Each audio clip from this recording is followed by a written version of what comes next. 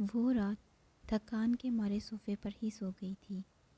صبح اذان کی آواز نے اسے جگا دیا۔ دھیرے سے آنکھیں کھول کے وہ اذان کی آواز سن رہی تھی۔ اٹھ کر وضو کیا اور اپنے رب کے حضور سجدہ ریز ہو گئی۔ نہ جانے کتنی ہی دیر وہ اپنے خدا کا شکر ادا کرتی رہی۔ شکر دعا کے لیے ہاتھ اٹھائے اور آنکھوں میں آنسو لیے وہ اپنے خدا کا شکر ادا کر رہی تھی۔ اللہ جی، بے شک آپ ہر کسی کی سنتے ہیں۔ آپ کسی کو بھی بے یار و مددگار نہیں چھوڑتے۔ آپ ہی تو ہیں جو میری شارک سے بھی زیادہ قریب ہیں۔ اللہ جی، میں اس شخص کو نہیں جانتی، پر پھر بھی اس نے میری مدد کی۔ بے شک وہ آپ کی طرف سے بھیجا گیا وسیلہ ہے۔ میں آپ کے وسیلے کی بہت شکر گزار ہوں۔ نہ جانے کتنی دیر وہ رب کا شکر ادا کرتی رہی۔ بیڈ پر کروٹیں بدلتا وہ پوری رات بے چین رہا۔ ایک سوچ جسے وہ سوچنا نہیں چاہتا تھا بار بار اس کے ذہن میں آ رہی تھی، جسے وہ بار بار جھٹک رہا تھا۔ آج کا دن عشاء کے لیے بہت بڑا تھا۔ آج بہت سے کام تھے جنہیں اسے پورا کرنا تھا۔ سادہ سی لانگ سکرٹ پر پنک کلر کا سویٹر پہنے ایک عام سے حلیے میں وہ بہت خوبصورت لگ رہی تھی۔ صاف رنگت، نکھرا ہوا چہرہ، بڑی بڑی خوبصورت آنکھیں کسی کو بھی اپنا دیوانہ کر سکتی تھیں۔ وہ اس سادہ سے حلیے میں بھی بہت پیاری لگ رہی تھی۔ ایک کونے سے شروع ہو کر تقریباً 4 گھنٹے کی محنت کے بعد اس نے اس چھوٹے سے فلیٹ کو رہنے کے لائق بنا لیا تھا۔ اب ہر چیز اپنی جگہ پر تھی۔ تھک کر وہ صوفے پر گر گئی۔ کافی دیر لیٹے رہنے کے بعد اٹھ کر کچن میں جا کر دیکھنے لگی، جہاں کچھ کھانے کا سامان پڑا تھا۔ جو ہاتھ لگا اس نے وہ سب بنا ڈالا۔ آج اسے خود بھی یقین ہوا کہ وہ ایک اچھی کک نہیں ہے۔ کھانا کھانے کے بعد وہ بیڈ پر لیٹے سوچنے لگی گزری ہوئی رات کے بارے میں کہ آخر کون تھا وہ، کیوں اس نے میری اتنی مدد کی۔ پر جو بھی تھا، عشاء کو آج سے پہلے کسی کے ساتھ بھی اتنا سیف فیل نہیں ہوا تھا۔ پتہ نہیں اس شخص میں ایسا کیا تھا، مجھے ڈر نہیں لگ رہا تھا۔ اور اوفو، ماتھے پر ہاتھ مارتے ہوئے اسے جیسے کچھ یاد آیا، میں نے تو اسے تھینک یو بھی نہیں کہا۔ کتنی بدھو ہوں میں، کیا سوچ رہا ہوگا۔ وہ ایک تھینک یو بھی نہیں بولا۔ اب جب بھی ملا ضرور کہوں گی۔ خود سے ایک عہد کرتی ہوئی وہ تھوڑی سی مطمئن ہوئی۔ وہ بالکونی میں کھڑا ہاتھ میں بلیک کافی پکڑے ہلکے ہلکے سپ لے رہا تھا۔ گہرے گھنے بال جو پیشانی پر بنا ترتیب سے گر رہے تھے، نہ سونے کی وجہ سے ہلکی سی سوجی ہوئی آنکھیں، سیدھی ناک، ہلکی ہلکی مونچھیں جو سلیقے سے بنی ہوئی تھیں، جبکہ داڑھی تھوڑی بڑی ہوئی نیچے کی طرف۔ بلیک کلر کی شرٹ میں وہ بلا کا حسین لگ رہا تھا۔ حسن تو اسے اپنی ماں سے ملا تھا، ویسی ہی آنکھیں، ویسی صورت، وہ بالکل اپنی ماں پر گیا تھا۔ کافی پیتے ہوئے اچانک اس کا فون بجا۔ ہیلو، ایک مضبوط آواز ہوا میں گونجی۔ ہیلو سلطان، کیسے ہو؟ یقیناً دوسری طرف ہادی بول رہا تھا۔ ٹھیک ہوں، ایک مختصر سا جواب۔ وہ ہمیشہ مختصر سا جواب دینے کا عادی تھا۔ سلطان، راشد کا پتہ چل گیا ہے۔ سنتے ہی سلطان کے اعصاب تن گئے تھے۔ کہاں ہے وہ؟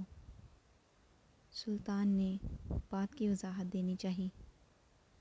اس کا نیا ٹھکانہ استقلال اسٹریٹ میں ہے، وہ وہاں چھپا ہوا ہے۔ آج شاید اس کا آخری دن ہے۔ تنے ہوئے اعصاب سے کہتا ہوا سلطان فون بند کر چکا تھا۔ کافی دیر سے وہ اپنے لیپ ٹاپ کھولے اپنے ڈاکومنٹس کو ترتیب دینے میں مصروف تھی۔ ہوا سے جھولتی ہوئی بالوں کی لٹیں پھسل کر اس کے چہرے پر گر رہی تھیں، جنہیں وہ سلیقے سے پیچھے ہٹاتی اپنا کام کرنے میں مصروف تھی۔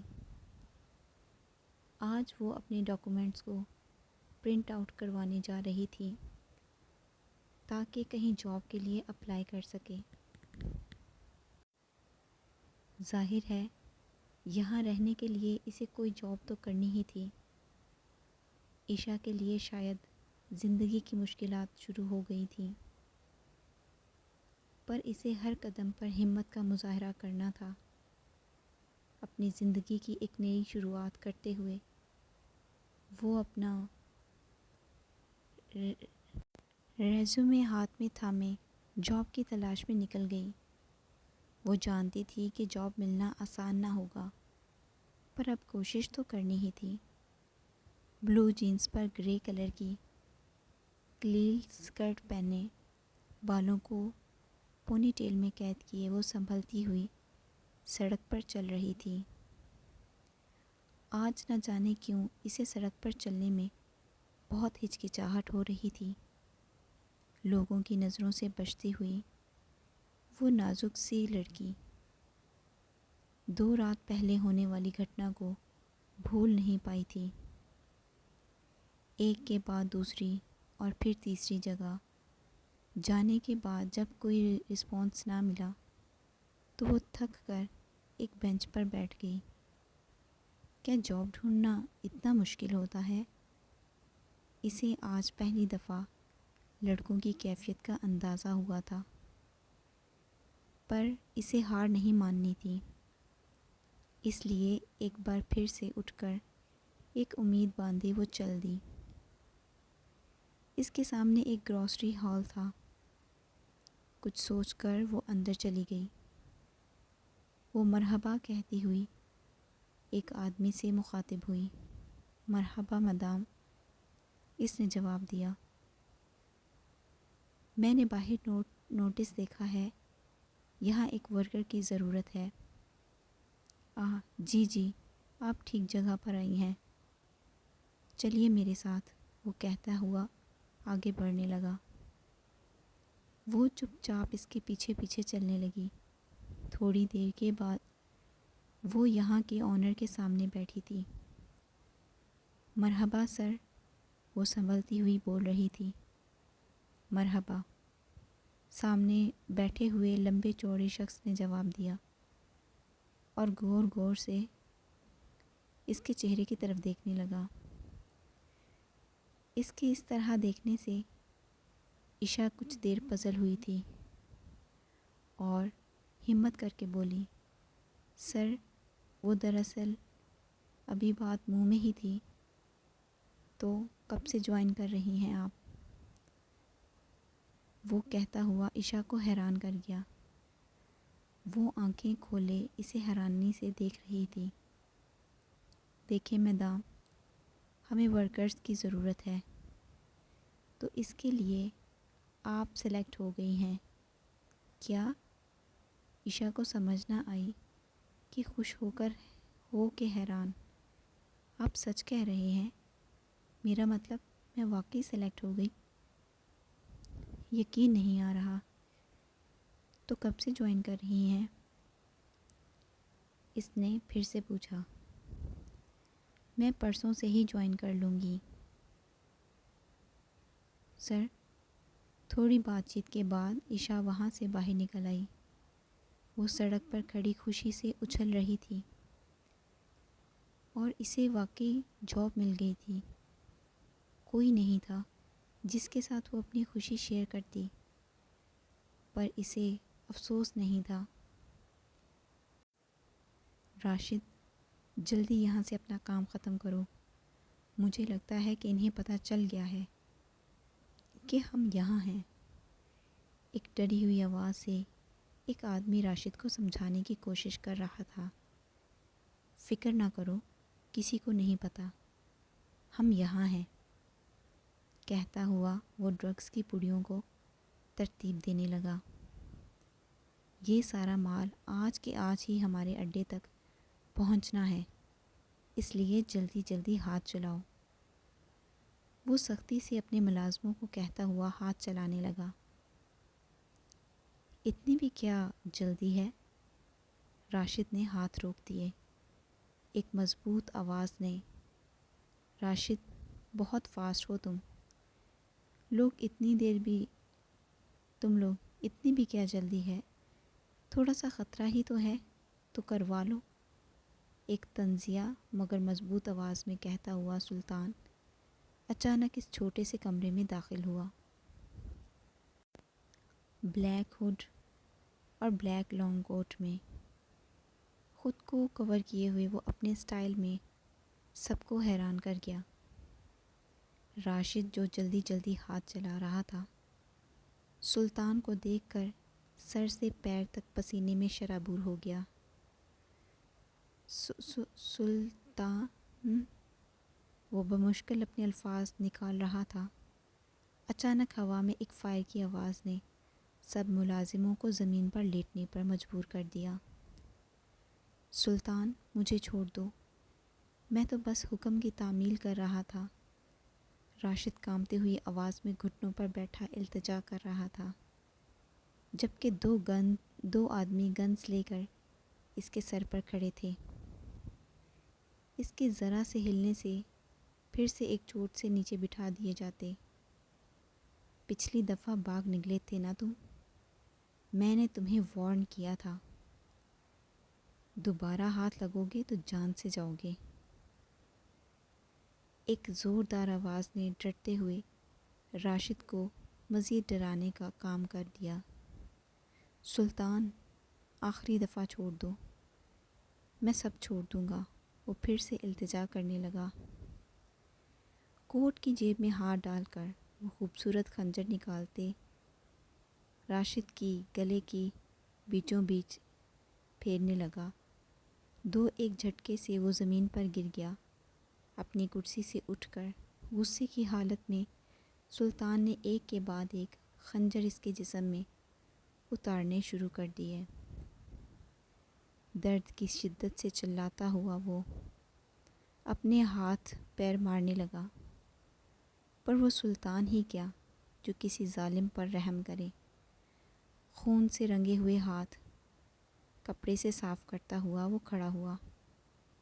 یہ سب کچھ جتنی جلدی ہو سکے صاف کرو، یہاں کوئی نشان نہیں چھٹنا چاہیے۔ وہ یہ سب کچھ صاف کرنے کا حکم دے کر وہاں سے چلا گیا۔ احمد جہانگیر صوفے کی پشت سے ٹیک لگائے، ہاتھ میں سگار سلگائے ہلکے ہلکے کش لے رہا تھا، جبکہ اندر داخل ہوتے ہوئے فرقان کی آنکھوں میں ندامت وارد تھی۔ جناب، ایک سست سی آواز سے فرقان نے اپنی بات بتانے کی کوشش کی۔ مال ہمارے گودام میں پہنچ گیا؟ احمد جہانگیر نے بلند آواز میں پوچھا۔ وہ دراصل بولتے ہوئے فرقان کی آواز لڑکھڑا رہی تھی۔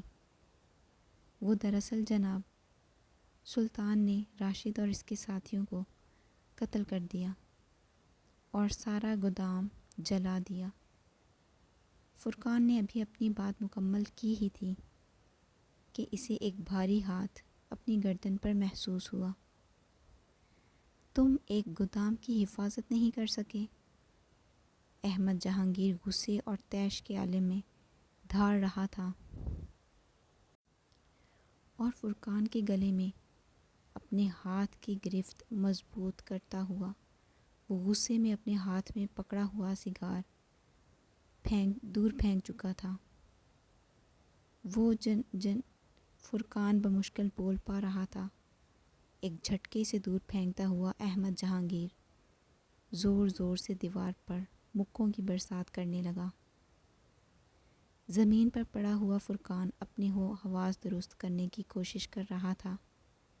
وہ جانتا تھا کہ یہ خبر سننے کے بعد احمد جہانگیر اس کے ساتھ کیا کرے گا۔ کافی دیر اپنا غصہ دیوار پر نکالنے کے بعد وہ غصے سے دھاڑا تھا۔ سلطان کی کوئی کمزوری تلاش کرو، بلند آواز میں کہتا ہوا وہ پھر سے صوفے پر گر گیا۔